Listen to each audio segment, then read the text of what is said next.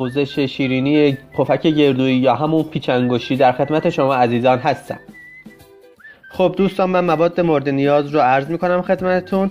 زرده 8 عدد، پودر قند 1/2 پیمانه، وانیل کمی، آب لیمو 1 قاشق سوپخوری، بیکینگ پودر 1 قاشق چایخوری، گردو 50 الی 100 گرم مونده به سلیقتون.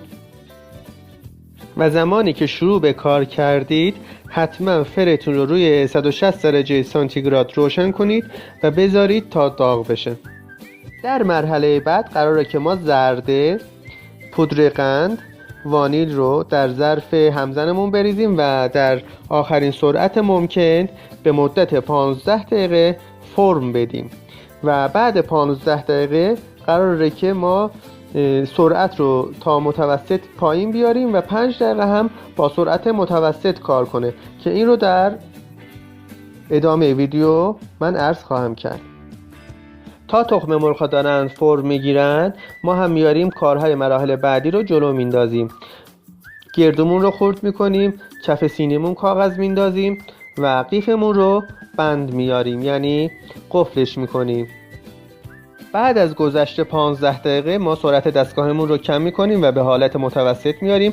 سرعت من اینجا 6 تا بود و من تا 3 یا 2 میتونستم کاهش بدم که من تا 2 کاهشش دادم.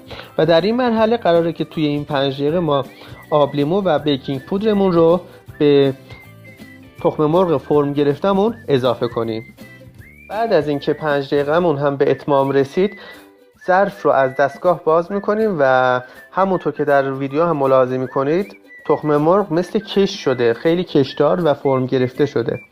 و بعد اینکه به این حالت رسید ما گردو رو داخل مایعمون میریزیم و با لیسک هم میزنیم. دیگه قرار نیست با پره های همزنمون هم بزنیم و گردو و مایع رو به خورد هم بدیم. خب در مرحله بعدی قراره که ما مایعمون رو داخل قیف بریزیم و به کمک قیف روی کاغذ بزنیم. فاصله باید بدید، نباید زیاد طولش بدین، چون اگه زیاد طول بکشه مایع روی کاغذ باز میشه و به هم دیگه میچسبن.